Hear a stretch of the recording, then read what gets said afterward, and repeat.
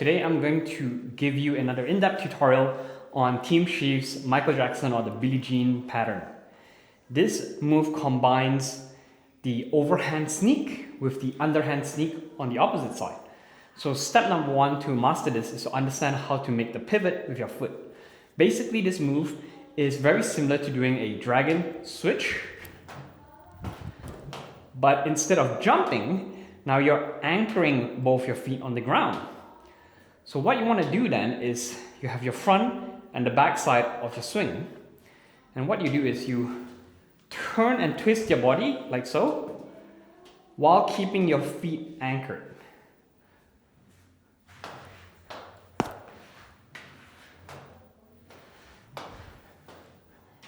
So get used to that first.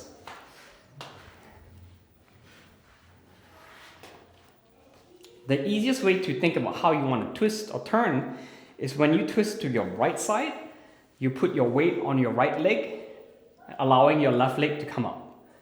When you turn to the left side, again, weight is on your left leg, and now your right leg comes up, like this. So the next thing to understand is how many counts you're doing on the back side versus the front side. So if you're doing a regular dragon roll, you're actually starting in the middle position. So it's going to be count number 2, but I'm going to count front, front, front, back, back, back. So what you'll see is this is going to be front, front, since I'm starting on the middle position. Front, front, back, back, back, front, front, front, back, back, back. All right? Now that you can do the dragon switch with 3 beats on each side, you're going to incorporate the sneak aspect into the flow.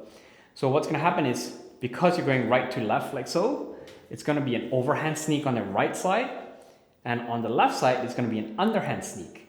But here's where it gets a bit tricky.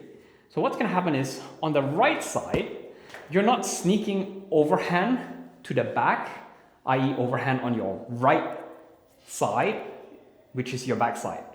You're actually sneaking overhand on the front. So this will be on my left side. So what I'll do here is start facing the right side, do an overhand sneak, and then that will allow me to come back to the front, like so.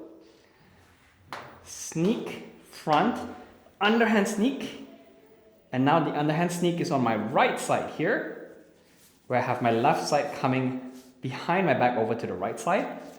Connect both the sneaks together. You go front, front, front. On the back side, you just have to land. So what you're doing is you're coming out of your sneak on the right side. So that's 1 beat here. The second beat is what we call the high reach ace, where you go right hand, left hand, like that. 1,